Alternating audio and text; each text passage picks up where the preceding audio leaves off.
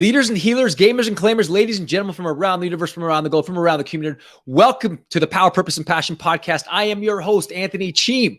Welcome you live, wherever you are in the world, in your car, at home, in a desert, on a swimming pool, wherever you are in the world. Thank you for joining us. This is a podcast where we help you claim your power, clarify your purpose, and cultivate your deepest, widest, and highest passions possible so you can ultimately show up and be the best version of yourself, continually upgrading and updating your life so you can ultimately inspire others to do and be the exact same things. We make this world better. This world can only be better when individuals step up. And when individuals step up to make a better world makes better individuals. And we rise together and we coalesce together. So thank you for joining us. And it's the first episode of 2019 of the Power, Purpose, and Passion podcast. I really miss this podcast. We haven't done it for almost 3 weeks now, I think it is. And I had a great Christmas. I love Christmas. I love New Year's. I love all the parties and all the craziness of the holidays, and it's over. A little sad, but looking forward to a great 2019. As the people out there, Cameron knows this about me, and a lot of my friends know this about me, and the people who listen to this podcast know this about me, that I'm not a huge believer in New Year's resolutions, but a now here's resolution, and making the most of every moment as much as you can with your full presence, full purpose, full passion, full power. And because that's where all the power is, in this present moment. So, we are going to have an open discussion just to kick off this 2019 New Year. We will talk about some New Year's resolutions. And one exciting thing that I have to tell the audience right now that I'm so stoked about is this week I've been on 100 Huntley Street on Yes TV from 9:30 a.m. to 10 a.m. And I'm on all 5 days this week from Monday to Friday, January 7th to the 11th. And it's only it's a half-hour segment, but I'm only on it for about maybe 5 to 7 minutes. But I get to share a little bit about physical fitness, spiritual fitness, mental and emotional well-being, rest and recuperation, nutrition, stuff like that. And it is a complete and amazing honor to be on that show and to be invited on that show, because that's actually the longest 100 Huntley Streets of it is the longest running television program in Canada. I didn't know that, but it is. And they get a huge audience, not just nationally, but internationally. And it's publicly, it's like PBS television in the States. It's publicly owned. I won't say owned, but donations come out to publicly support that station. And they're doing some great things, love-based, God-based. And it's such an amazing, amazing television program. And the people there have been so welcoming and so amazing. And it's just an amazing opportunity for me to share my message, share my music, share my love, share my just my passion for helping people through different and various channels and delivery systems. So if you want to tune into that, it's on YouTube. It's on my Facebook. I release it on Instagram. It's on 100huntleystreet.com. It's everywhere. So thank you for the people that are supporting this and seeing my growth as a human being and a spiritual being, and helping this world become better as I help you become better. So thank you. What's up, Cam? How you doing, man? I'm doing really well. You sound excited. Yeah, man. It's just life is amazing, bro. Life is amazing. Ups and downs. Crazy, yeah. So many ups and downs. The holidays were intense. Yes. Incredible moments with family and friends. And then it's funny, right after Christmas, I get the worst fever of my life. Just like high blood pressure, my temperature is like through the roof. Oh, man. Yeah, it's crazy. And I just had to sit there with my thoughts because I just couldn't concentrate on movies or video games or any distraction. I had to just kind of like sit with it. Yeah. And it taught me a lot. And it was just like crazy moment. That was like a dip down into a dark couple days. And then, New Year's was amazing. And then, it's funny. I recently have found like the missing link in what I guess the missing link in what I've needed to just live with full presence and positivity and excitement and passion in my life.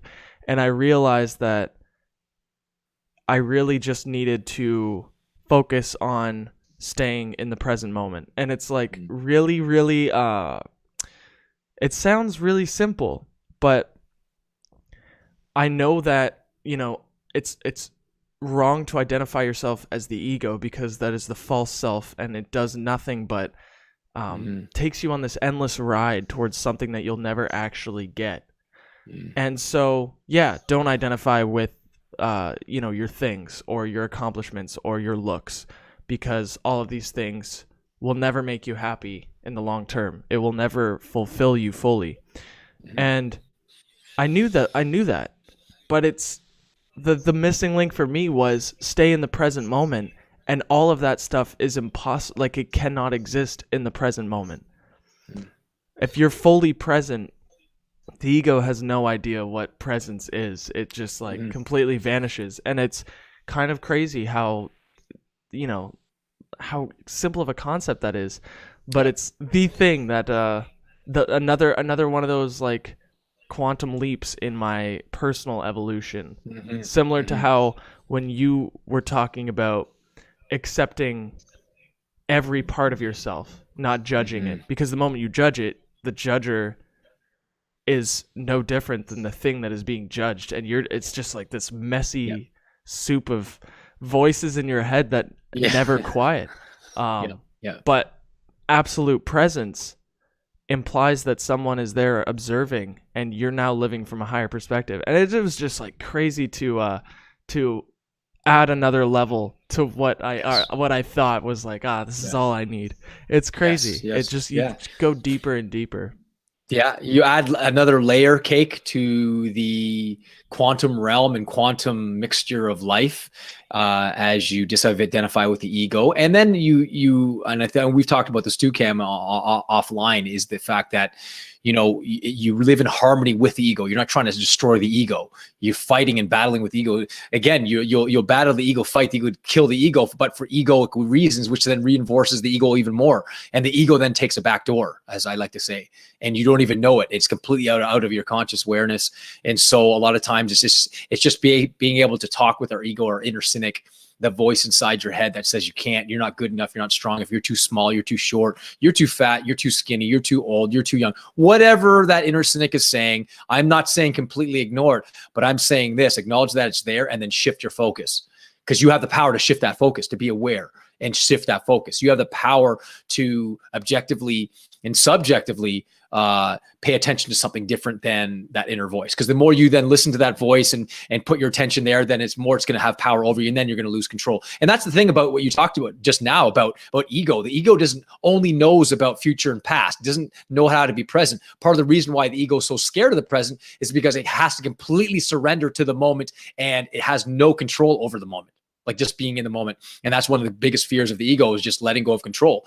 And that is, as one of my spiritual teachers says, the last vestige of the ego is loss of control. As soon as you die to this idea that you have no control over the things you think you have control over, trust me, you don't. It's like this one spiritual teacher said, we are at birth, we are all on an island, taking a boat, a canoe from the island, rowing while there's holes in our canoe. And we're all doing it. And eventually the water's going to fill up our boat, and our physical bodies will expire. It's just, that's how it goes. We're candles in the wind, as Elton John said. We are candles, and we don't know when our light will go. We don't know right now that a plane's going to crash into my house right now and completely disintegrate my physical body. And, you know, I that doesn't so much scare me anymore, because I know for me, from a spiritual deep place, that love conquers all, that love wins in the end, whatever that means, whatever ending means. Love, and my faith in that love is that love will win. No evil, no ego. No one can tell me any differently. And I have complete and utter faith that love wins in the end. And I'm a piece of that love. And I mean, who I am is basically love eternal, and regardless of what happens to my body. So, but yeah, no, I can appreciate that sort of spiritual evolution. And oftentimes, you know, every spiritual advancement is usually preceded by a fall of some kind. And we all have those moments. I mean, right? I've been on Huntley Street, and they have amazing stories of people that have gone through anorexia. There was this, I was talking to one of the hosts prior to the show I was on. He said he knew of a person that was, I think, 500 or 600 pounds, like that 600-pound life. And the person was in Fort McMurray. And do you know when the forest fires were happening in Fort McMurray? Cam, you remember that? And so one of the major reasons why this guy went on a crazy health I think he's lost like 350 pounds or something, 300 pounds or something ridiculous. And part of the reason why he did that was because when they were rescuing people out of the forest fires, they took him onto a bus and he was taking up 2 seats. And the first thought that came to his head was something like, wow, I'm actually taking up someone's seat who this bus can save. Wow. Now my condition of being overweight is not just affecting me and my ego and myself. I'm okay if I suffer for whatever reason, and people can live with suffering and pain. But now my current condition is now affecting my highest values, which is not to kill anybody. And so that triggered enough pain and suffering to make a shift. And those people that are living this right now, people that are listening to this right now, don't let your suffering and pain use you. Use your suffering and pain to elevate you, to transform you, to trigger and ignite something more powerful in you, to take action, to elevate your life, to use it as a springboard for your next evolution. Because no pain, no amount of struggle in your life. And I've read many different stories of amazing people overcoming insurmountable, almost impossible odds, only to come up more stronger, compassionate, loving, and just so much more light and peaceful and tranquil. That's the best way I can describe it. The tranquility that exudes from these people is enormous. So, whatever you're going through right now, it is the new year. Today is a brand new day. Today, this year is a brand new year. I don't care how many times you failed yesterday. Even if you failed 10,000 times yesterday, today's a brand new day. Yesterday did end yesterday. Did you know that? Yesterday did end yesterday. And there's absolutely nothing you can do about what happened yesterday, but this moment and what steps you take to the next moment, to the next moment, to the next day, to the next week, to the next month, that is of your choosing in this moment. You have that power to either invite the most genius, most powerful parts, aspects, talents in you, to activate those, to consciously activate those in this moment and take charge of your life. You have those powers. And this is what the show is all about. So we can all teach you how to activate yourself, to claim your power, clarify your purpose, and cultivate your deepest passions so you can inspire others to do the same. What else really is there to do that? To be an instrument of divine, powerful love, and you can exude the most energetic, enigmatic, enthralling version of yourself on a consistent basis. What other life is there? If you're not, so I know people are listening to this and go, yeah, that sounds all nice and motivational, Anthony. And I often say that, but you don't know what I've been through. You're right. I don't know what your story is, but for the people that know who I am, my story, trust me. And I'm still struggling. I still have my own personal struggles. I have no qualms with talking about and sharing with people my own addictions to food and pornography and all these things. I've struggled with them still. I do. I struggle with my own fears, my own, self-esteem issues. I do. And caring what people think. Even when I went on Huntley Street for the first time, there was about 30 seconds prior to them going live. There was a part of me that was going, yeah, who are you to even talk about this stuff in front of this audience? You're a loser. What the hell are you doing up there? And that voice got pretty strong. It gets pretty strong. And I had to literally just kind of center myself in God, in my own knowingness, my own faith, my own choice to say, no, I'm here to spread love. I'm an instrument and vessel of love, and I'm going to give my best. So I need you to shut up, ego, step aside, go to sleep, because I'm about to serve. And my mantra, I stole it from Wayne Dyer. I borrowed it from Wayne Dyer. Is how may I serve? How may I serve? And I kept thinking not about myself and how I'm going to do or what people think, but how can I use what I've learned to serve the greater good? And that's the transition. That's a shift I had to make. And everybody still goes through that. You're human. And let me tell you something. You have great things. You are fearfully and wonderfully made, as it says in the Great Book.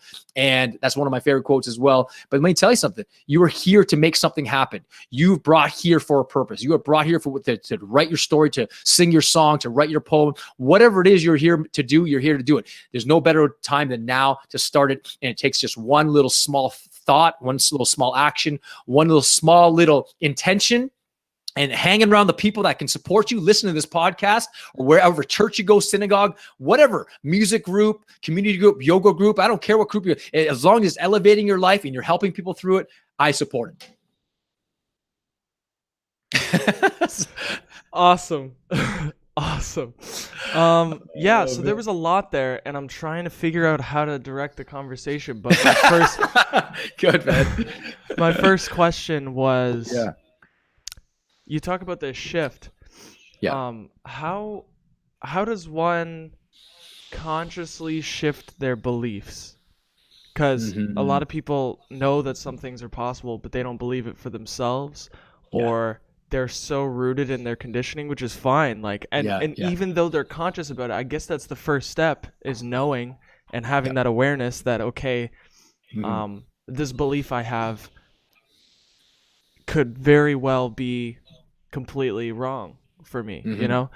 So like how would people, do they have to go through pain? Do they have to suffer like crazy to shift their beliefs, or what exactly? So that's a good question, like Cam. And I have to say, people don't have to suffer or have to go through crazy, extraordinary amounts of pain. Pain is inevitable. Suffering is optional, but people will suffer. And oftentimes suffering, as much as it can change people often 80%, I don't know the exact percentage, but will become bitter and cynical and just basically hibernate in the rooms and cry and say the world is against me and there's a sniper on every roof.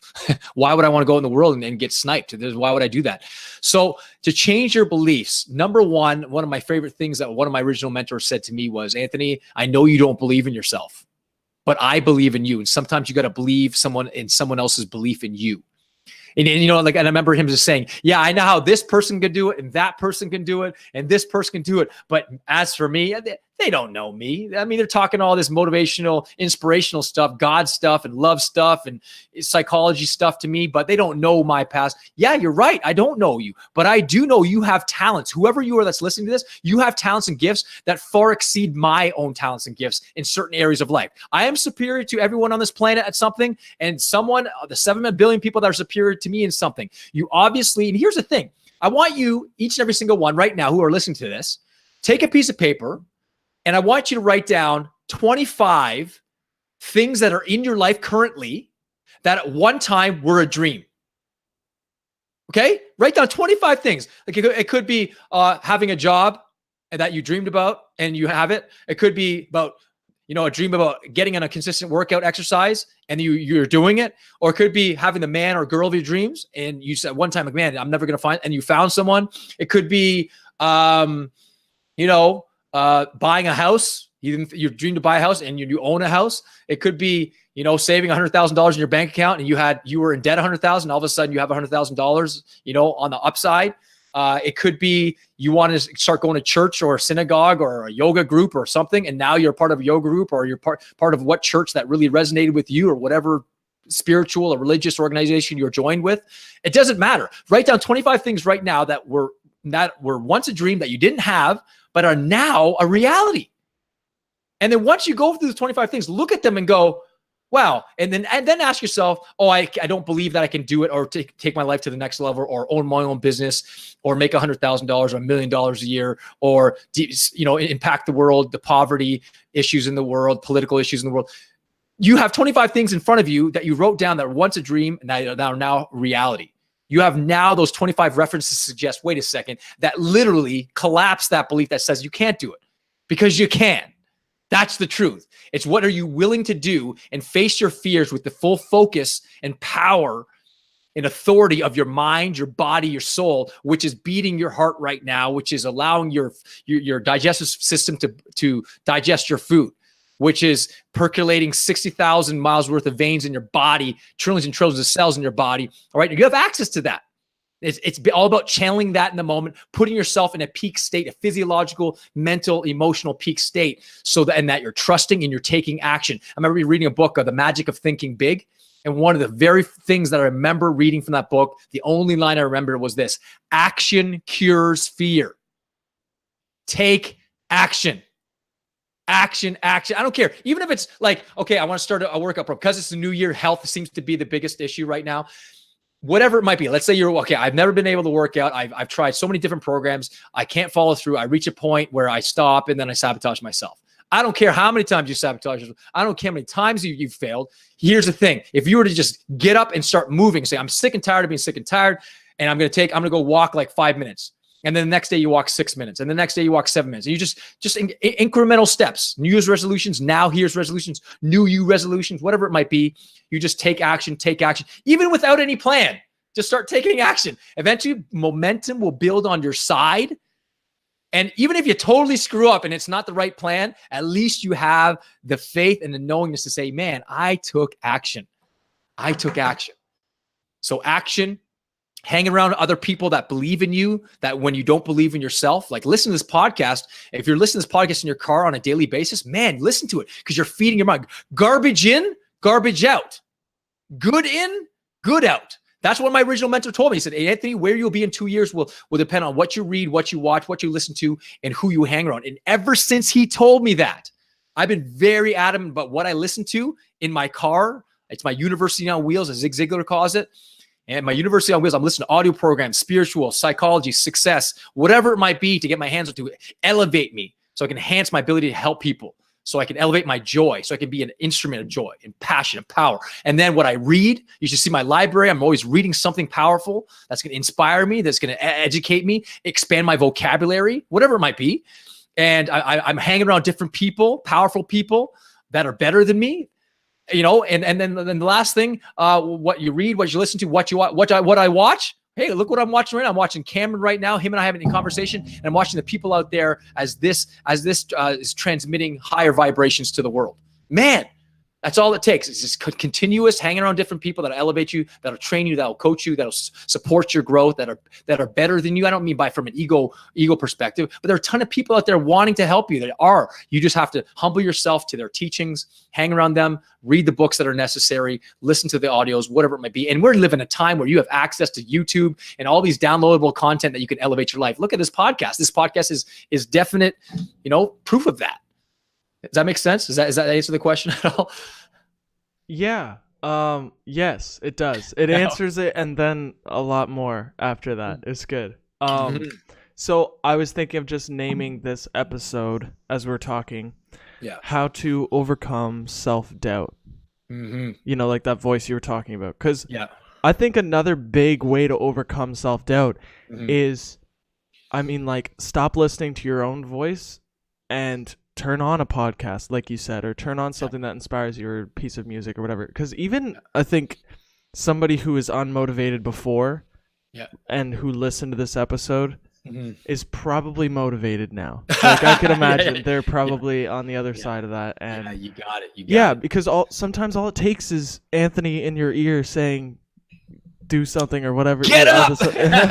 Right. and telling you it's possible and all these things, and telling you, little ways on how to do it. Sometimes you need that outside perspective. So well, here's what I want to add to that, Cam. Look, I on today's episode of 100 Huntley Street, I said it was nutrition, and the very first thing I say on this thing was the one concept, the metaphor I use is, imagine you owned $1 million Lamborghini, right? Would you feed this $1 million Lamborghini the worst fuel, lowest octane, cheapest fuel on the planet? And the answer is no. I would not feed $1 million car the worst fuel on the planet. I'd feed it the highest octane, best, purest fuel for that car that they recommend. Well, here's the truth, guys. Your body is a Lamborghini, a $1 trillion Lamborghini. Feed it the best physical fuel, the best mental fuel, this podcast, the best soul food, which is love and compassion, prayer, meditation, hanging around people that are loving and strong and courageous, that are basically examples of everything I'm speaking about, inspiration and drive and purpose and passion and energetic, that desire more for others than just for themselves. They're making a difference in society. Feed your body nourishing foods, feed your mind nourishing food, podcast, audios, reading books is a mental food. Soul food, spiritual food, compassion, love, hanging around people. Man, as you elevate all of you, your spirit, mind, body, man, you'll be your divine will be aligned. You'll be wired and inspired, magnified, certified, purified, and like just ready to take on the world. You know what I'm saying? Like that's what I do every single day. That is a practice that I literally inculcate. That is so important to me every single morning. That I literally have to do it. I don't hope I'm going to show up. I literally activate it every day. I push the button on my on button and I literally charge it up. I got to charge my mind, my body, my soul, my spirit. Yes, I will burn out at times for sure. I get it, but I'm essentially acutely aware of my subtle signs my body gives that I'm going overboard, that I need to take a break, need to take a couple of days off. But the point is, for you people that are, Cam is right.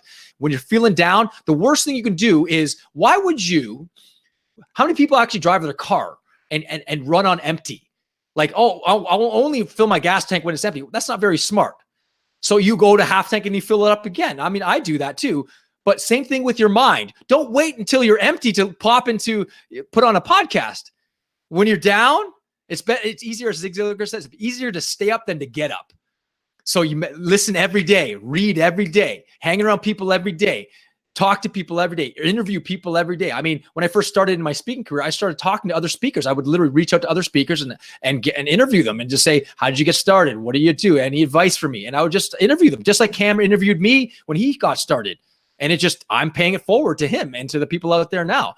And I just started interviewing people and studying people. And here I am today, just living, man, it's just unbelievable. And it all comes down to self, or activating the higher self on a consistent basis. So the higher self is in the driver's seat and not the lower self, victim, ego, inner cynic. That is the key.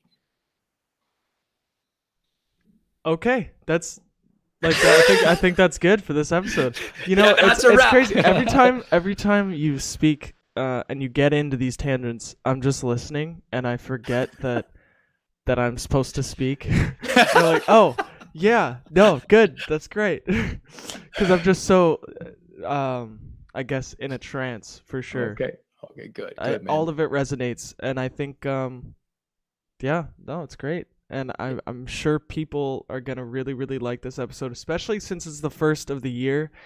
Setting a good, exciting, passionate, driven, motivational tone for the year. Man. You got it, brother. For sure. So yeah, go ahead and wrap it up.